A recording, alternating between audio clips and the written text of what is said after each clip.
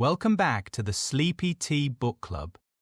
The fire crackles softly tonight, steady and golden. I've poured myself jasmine and clove tea floral, but with a spark of warmth beneath it. Lucy grows pale beneath the moonlight, and Dr. Seward begins to write of things he cannot explain. The air feels thin between dream and waking. So let's turn the page together.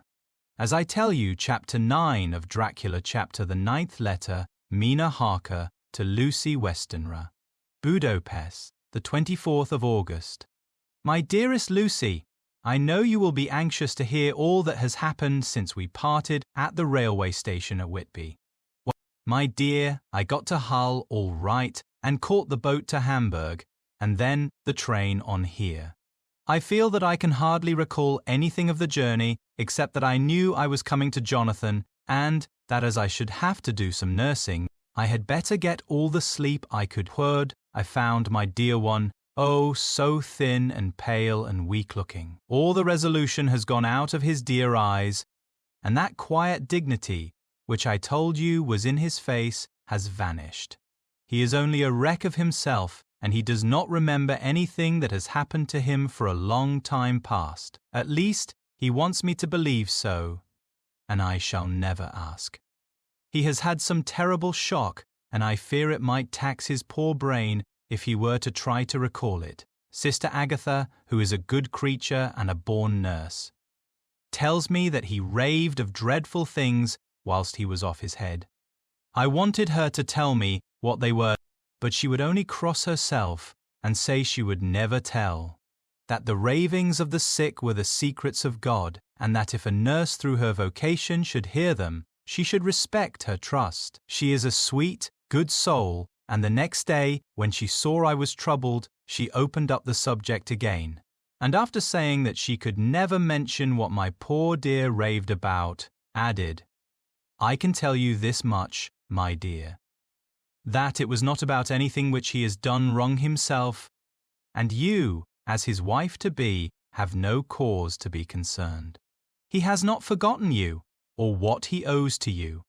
His fear was of great and terrible things, which no mortal can treat of. I do believe the dear soul thought I might be jealous, lest my poor dear should have fallen in love with any other girl.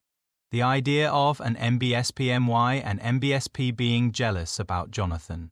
And yet, my dear, let me whisper, I felt a thrill of joy through me when I and NBSPNO and NBSPFAT no other woman was a cause of trouble. I am now sitting by his bedside where I can see his face while he sleeps.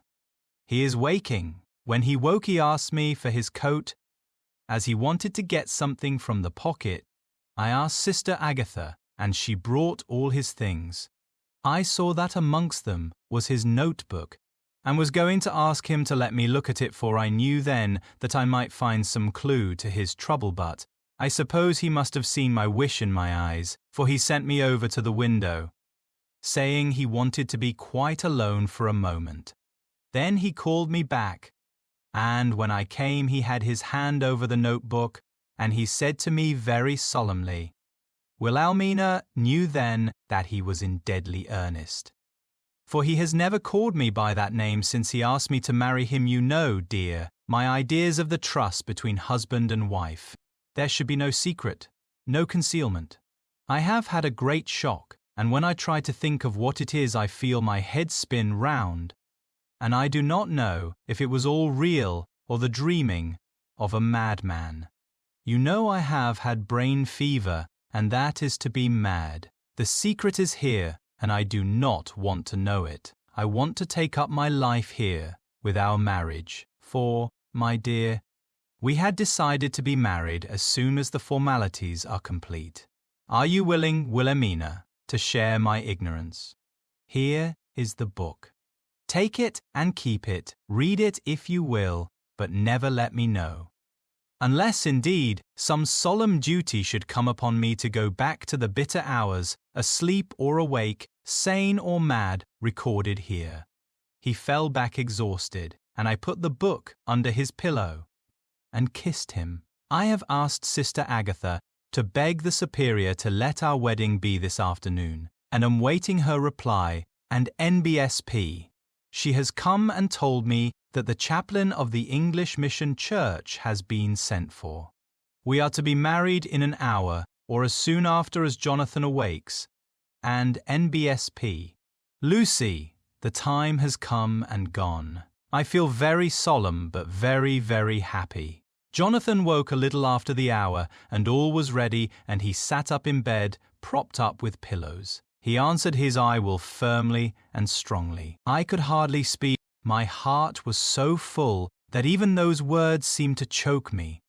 The dear sisters were so kind. Please God, I shall never, never forget them.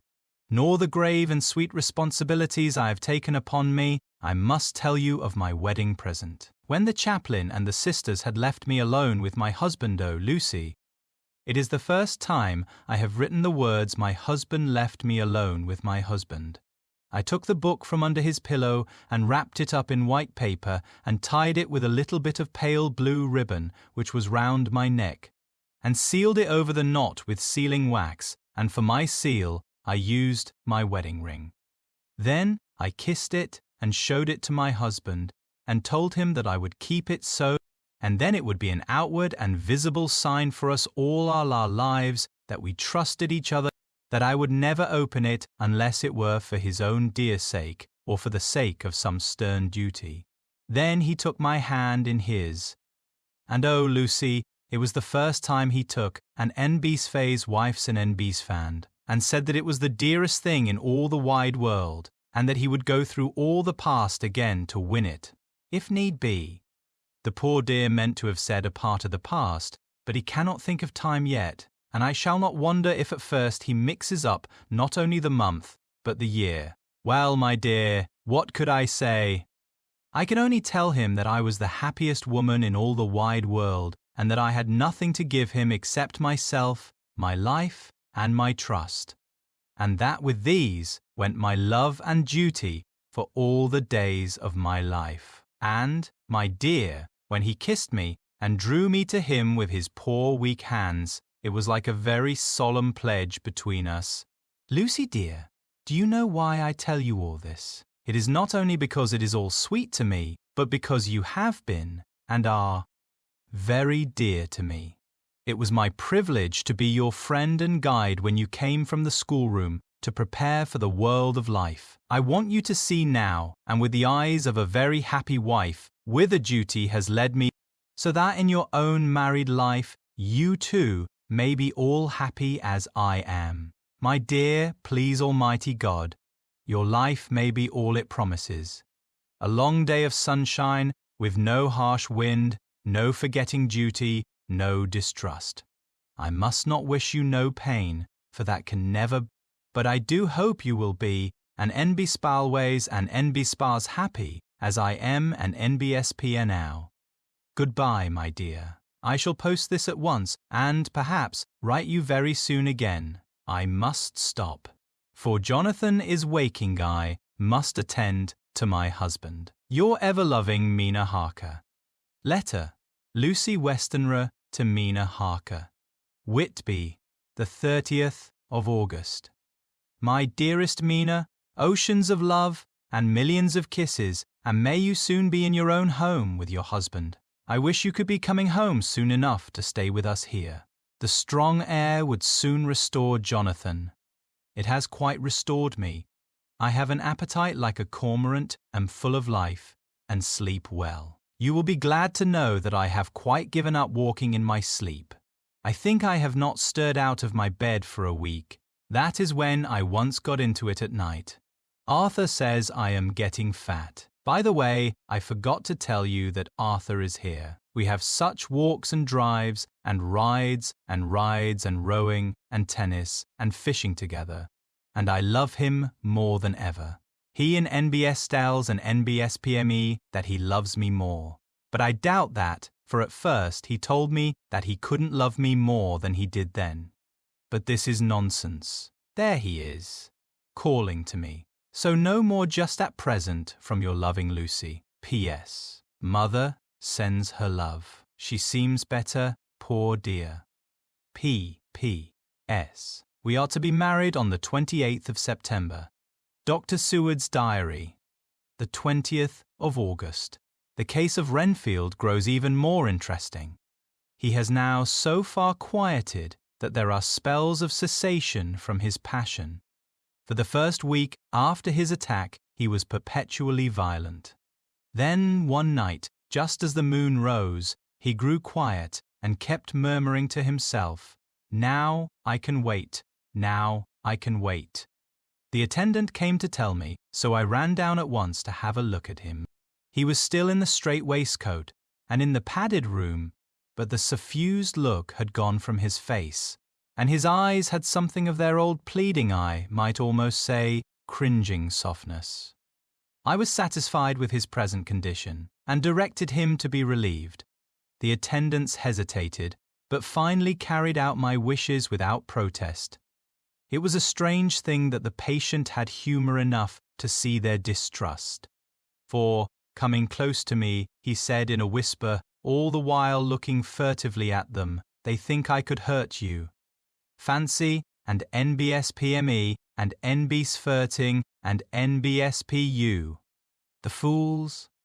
It was soothing, somehow, to the feelings to find myself dissociated even in the mind of this poor madman from the others, but all the same I do not follow his thought. Am I to take it that I have anything in common with him so that we are, as it were, to stand together, or has he to gain from me some good so stupendous that my well-being is needful to him? I must find out later on. Tonight he will not speak. Even the offer of a kitten or even a full-grown cat will not tempt him. He will only say, "I don't take any stock in cats. I have more to think of now, and I can wait, I can wait." After a while, I left him. The attendant tells me that he was quiet until just before dawn, and that then he began to get uneasy and at length violent, until at last he fell into a paroxysm which exhausted him so that he swooned into a sort of coma. And NBSP, ow. 3 nights has the same thing happened, violent all day, then quiet from moonrise to sunrise. I wish I could get some clue to the cause. It would almost seem as if there was some influence which came and went. Happy thought. We shall tonight play sane wits against mad ones. He escaped before without our help tonight, he shall escape with it. We shall give him a chance, and have the men ready to follow in case they are required. And NBSP, the 23rd of August. The unexpected always happens. How well Disraeli knew life. Our bird, when he found the cage open, would not fly, so all our subtle arrangements were for naught. At any rate, we have proved one thing, that the spells of quietness last a reasonable time. We shall in future be able to ease his bonds for a few hours each day. I have given orders to the night attendant merely to shut him in the padded room, when once he is quiet, until an hour before sunrise. The poor soul's body will enjoy the relief, even if his mind cannot appreciate it. Hark! The unexpected again. I am called, the patient has once more escaped. An NBSP later. Another night adventure. Renfield artfully waited until the attendant was entering the room to inspect. Then he dashed out past him and flew down the passage. I sent word for the attendants to follow. Again he went into the grounds of the deserted house, and we found him in the same place, pressed against the old chapel door. When he saw me, he became furious, and had not the attendant seized him in time, he would have tried to kill me. As we were holding him, a strange thing happened. He suddenly redoubled his efforts, and then as suddenly grew calm. I looked round instinctively, but could see nothing. Then I caught the patient's eye and followed it, but could trace nothing as it looked into the moonlit sky except a big bat, which was flapping its silent and ghostly way to the west. Bats usually wheel and flit about, but this one seemed to go straight on, as if it knew where it was bound for or had some intention of its own. The patient grew calmer every instant, and presently said, "You needn't tie me, I shall go quietly." Without trouble, we came back to the house. I feel there is something ominous in his calm, and shall not forget this night. Lucy Westenra's Diary, Hillingham, the 24th of August. I must imitate Mina and keep writing things down. Then we can have long talks when we do meet. I wonder when it will be. I wish she were with me again, for I feel so unhappy. Last night I seemed to be dreaming again just as I was at Whitby. Perhaps it is the change of air, or getting home again. It is all dark and horrid to me, for I can remember nothing but I am full of vague fear, and I feel so weak and worn out. When Arthur came to lunch, he looked quite grieved when he saw me, and I hadn't the spirit to try to be cheerful. I wonder if I could sleep in Mother's room tonight. I shall make an excuse and try. And NBSP, the 25th of August. Another bad night. Mother did not seem to take to my proposal. She seems not too well herself, and doubtless she fears to worry me. I tried to keep awake and succeeded for a while, but when the clock struck 12, it waked me from a doze, so I must have been falling asleep. There was a sort of scratching or flapping at the window, but I did not mind it, and as I remember no more, I suppose I must then have fallen asleep. More bad dreams. I wish I could remember them. This morning I am horribly weak. My face is ghastly pale, and my throat pains me. It must be something wrong with my lungs, for I don't seem ever to get air enough. I shall try to cheer up when Arthur comes, or else I know he will be miserable to see me so. Letter, Arthur Homewood to Dr. Seward. Albemarle Hotel, the 31st of August. My dear Jack, I want you to do me a favor. Lucy is ill, that is, she has no special disease, but she looks awful and is getting worse every day. I have asked her if there is any cause. I do not dare to ask her mother, for to disturb the poor lady's mind about her daughter in her present state of health would be fatal. Mrs. Westenra has confided to me that her doom is spoken disease of the heart, though poor Lucy does not know it yet. I am sure that there is something preying on my dear girl's mind. I am almost distracted when I think of her. To look at her gives me a pang. I told her I should ask you to see her, and though she demurred at first, I know why. Old fellow, she finally consented. It will be a painful task for you, I know, old friend, but it is for an NB's fur and NBS sake, and I must not hesitate to ask, or you to act. You are to come to lunch at Hillingham tomorrow, 2 o'clock, so as not to arouse any suspicion in Mrs. Westenra, and after lunch Lucy will take an opportunity of being alone with you. I shall come in for tea, and we can go away together. I am filled with anxiety and want to consult with you alone as soon as I can after you have seen her. Do not fail. Arthur. Telegram, Arthur Homewood to Seward, 1 September. Am summoned to see my father, who is worse. Am writing. Write me fully by tonight's post to ring. Wire me, if necessary.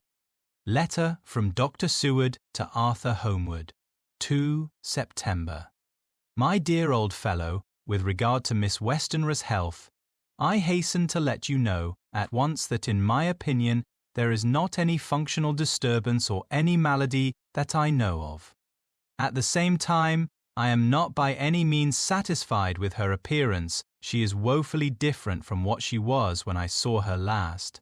Of course, you must bear in mind that I did not have full opportunity of examination such as I should wish. Our very friendship makes a little difficulty which not even medical science or custom can bridge over.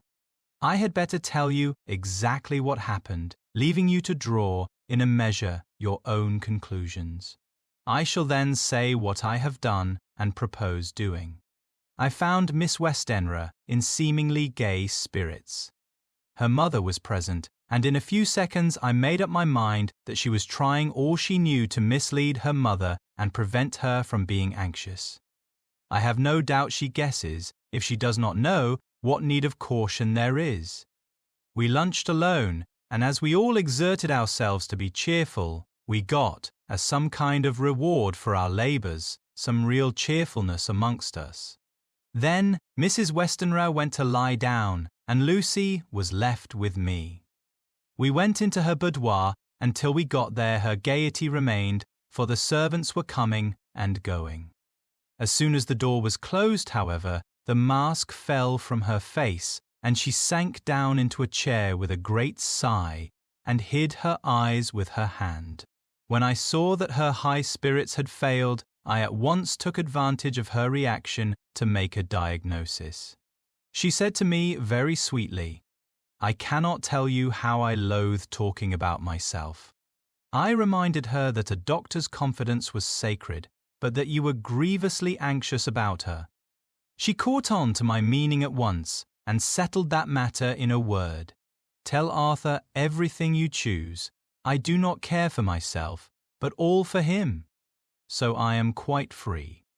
I could easily see that she is somewhat bloodless, but I could not see the usual anemic signs, and by a chance I was actually able to test the quality of her blood, for in opening a window which was stiff a cord gave way, and she cut her hands slightly with broken glass.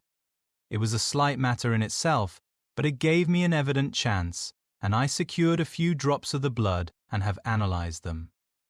The qualitative analysis gives a quite normal condition and shows, I should infer, in itself a vigorous state of health. In other physical matters, I was quite satisfied that there is no need for anxiety, but as there must be a cause somewhere, I have come to the conclusion that it must be something mental. She complains of difficulty in breathing satisfactorily at times, and of heavy, lethargic sleep, with dreams that frighten her, but regarding which she can remember nothing. She says that as a child she used to walk in her sleep, and that when in Whitby the habit came back, and that once she walked out in the night and went to East Cliff, where Miss Murray found her, but she assures me that of late the habit has not returned. I am in doubt, and so have done the best thing I know of. I have written to my old friend and master, Professor Van Helsing, of Amsterdam, who knows as much about obscure diseases as anyone in the world. I have asked him to come over, and as you told me that all things were to be at your charge, I have mentioned to him who you are and your relations to Miss Westenra. This, my dear fellow, is in obedience to your wishes, for I am only too proud and happy to do anything I can for her. Van Helsing would, I know, do anything for me for a personal reason, so, no matter on what ground he comes, we must accept his wishes. He is a seemingly arbitrary man, but this is because he knows what he is talking about better than anyone else. He is a philosopher and a metaphysician and one of the most advanced scientists of his day, and he has, I believe, an absolutely open mind. This, with an iron nerve, a temper of the icebrook, an indomitable resolution, self-command, and toleration exalted from virtues to blessings, and the kindliest and truest heart that beats these form his equipment for the noble work that he is doing for mankind, work both in theory and practice, for his views are as wide as his all-embracing sympathy. I tell you these facts that you may know why I have such confidence in him. I have asked him to come at once. I shall see Miss Westenra tomorrow again. She is to meet me at the stores, so that I may not alarm her mother by too early a repetition of my call. Yours always, John Seward. Letter, Abraham Van Helsing, M.D., D.Ph.D., Lit., etc., etc., to Dr. Seward.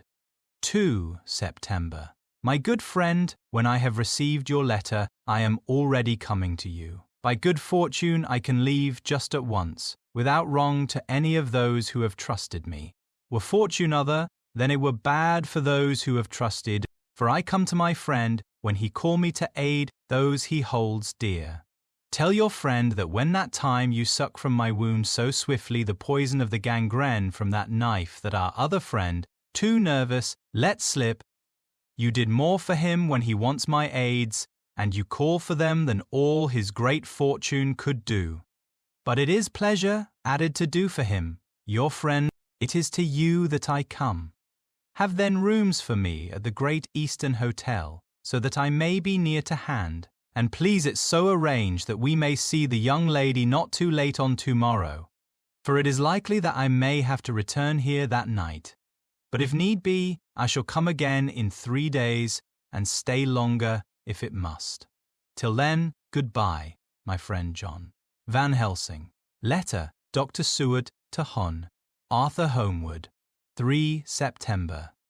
My dear Art, Van Helsing has come and gone. He came on with me to Hillingham, and found that, by Lucy's discretion, her mother was lunching out, so that we were alone with her.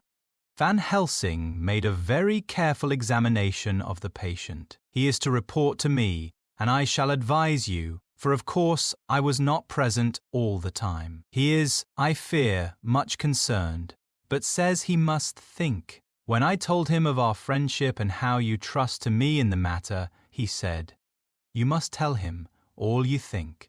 Tell him what I think, if you can guess it, if you will. Nay, I am not jesting.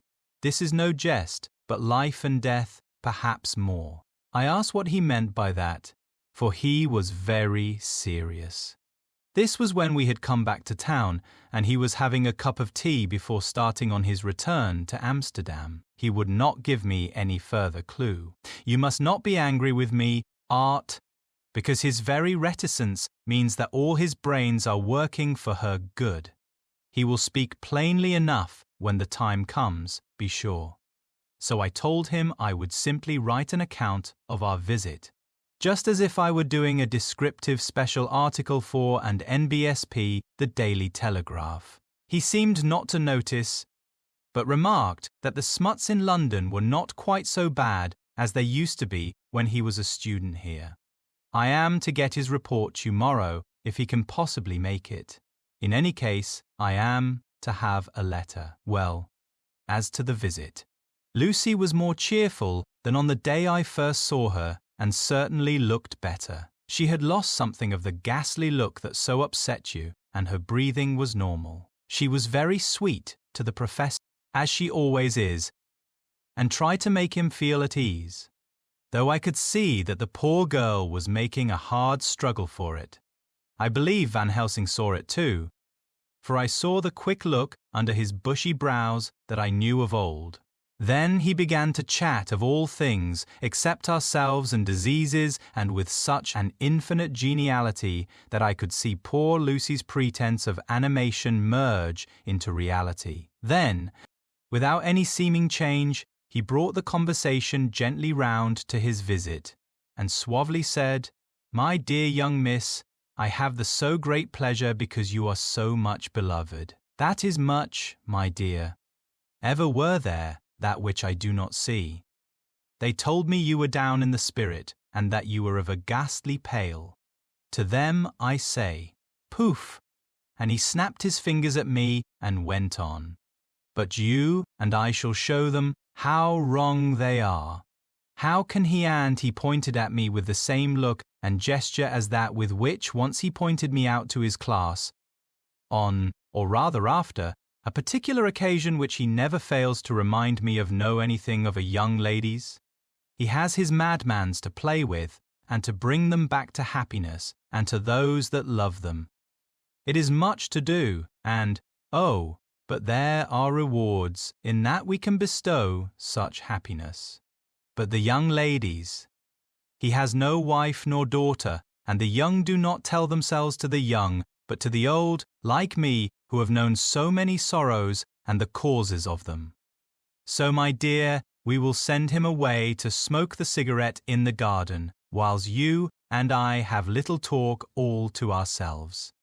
I took the hint and strolled about, and presently the professor came to the window and called me in. He looked grave, but said, "I have made careful examination, but there is no functional cause. With you, I agree that there has been much blood lost.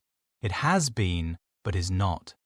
But the conditions of her are in no way anemic. I have asked her to send me her maid, that I may ask just 1 or 2 questions, that so I may not chance to miss nothing.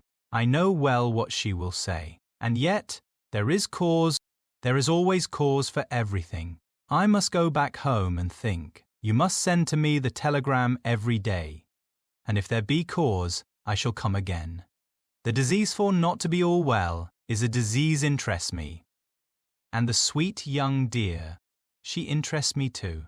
She charm me, and for her, if not for you or disease, I come. As I tell you, he would not say a word more, even when we were alone. And so now, Art, you know all I know.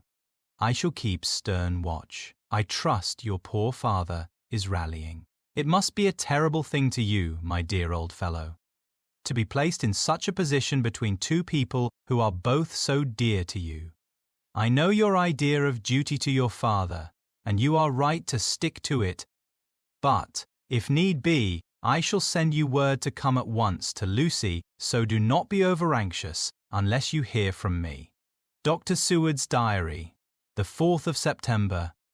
Zarphagus patient still keeps up our interest in him. He had only 1 outburst, and that was yesterday at an unusual time. Just before the stroke of noon, he began to grow restless. The attendant knew the symptoms and, at once, summoned aid.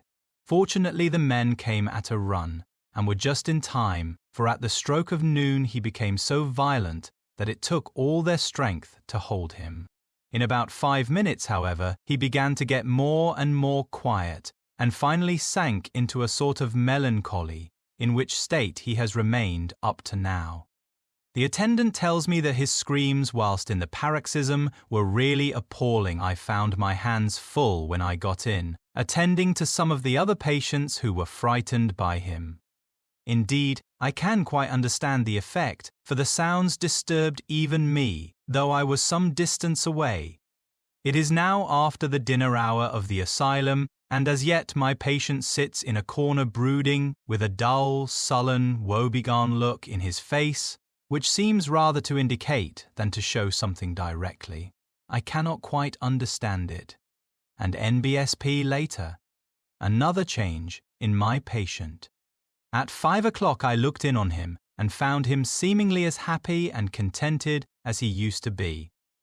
He was catching flies and eating them, and was keeping note of his capture by making nail marks on the edge of the door between the ridges of padding. When he saw me, he came over and apologized for his bad conduct and asked me in a very humble, cringing way to be led back to his own room and to have his notebook again. I thought it well to humor him, so he is back in his room with the window open. He has the sugar of his tea spread out on the windowsill and is reaping quite a harvest of flies.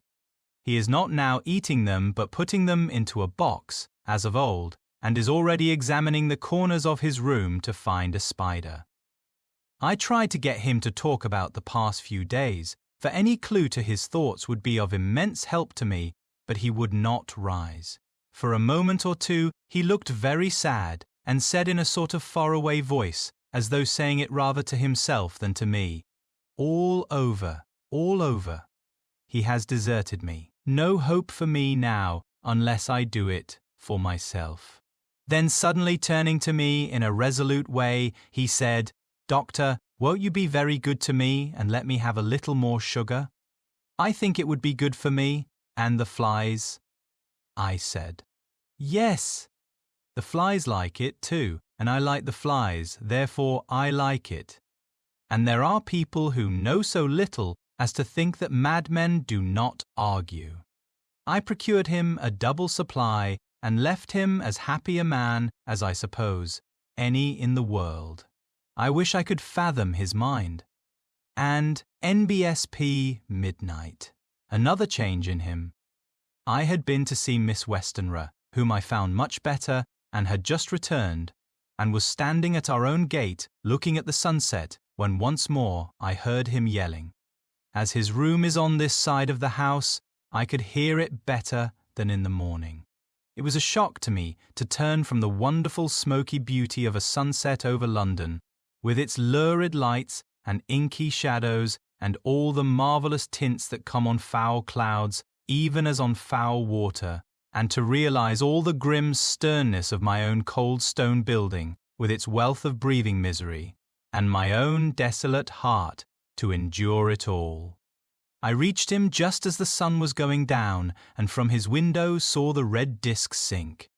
As it sank, he became less and less frenzied, and just as it dipped, he slid from the hands that held him, an inert mass, on the floor. It is wonderful, however, what intellectual recuperative power lunatics have, for within a few minutes he stood up quite calmly and looked around him. I signalled to the attendants not to hold him, for I was anxious to see what he would do. He went straight over to the window and brushed out the crumbs of sugar. Then he took his fly box and emptied it outside and threw away the box. Then he shut the window and, crossing over, sat down on his bed. All this surprised me, so I asked him, "Are you not going to keep flies any more?" "No," said he, "I am sick of all that rubbish." He certainly is a wonderfully interesting study. I wish I could get some glimpse of his mind or of the cause of his sudden passion.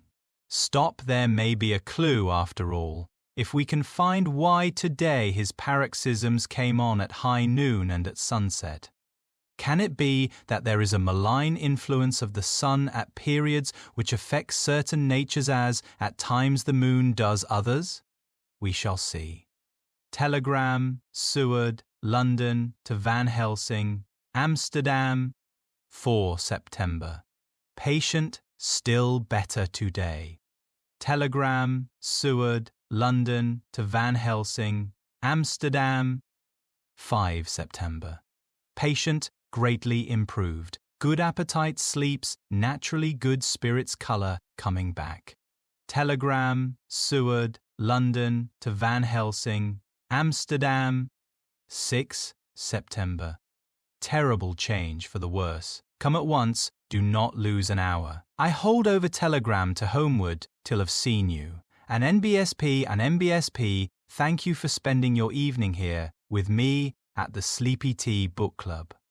The fire has burned low, and our tea has gone cool. We've turned another page in our long and shadowed journey, and though the night grows deeper, there's still more waiting in the dark, more letters, more whispers, more secrets yet to come. If you're still awake, take a moment to breathe and rest your eyes. And if you've drifted off, that's perfectly all right. The story will be here when you return. Join me next time when we open the next chapter of Dracula together. Tell me in the comments what tea you had tonight and what you think of the count so far. Sleep softly, and I'll see you soon.